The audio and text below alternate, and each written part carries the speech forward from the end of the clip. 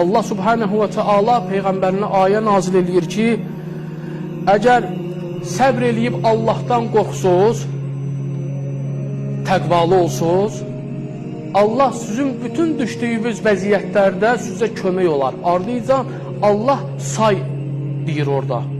Buyurur ki, əgər düşmənləriniz üstünüzə gəlsələr, sizə hücum eləsələr, sizinlə müharibə eləsələr, Rəbbimiz tərəfindən sizə kömək olan 5000 mələk gəlib sizə kömək eləyər.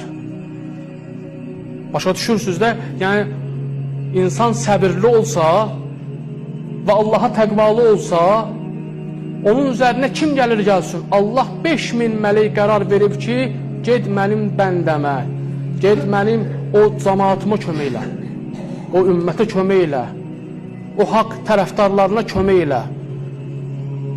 Ona görə insan pislə yaxşını ayırt eləməyi bacarmalıdır. Ağla qaranı ayırt eləməyi bacarmalıdır.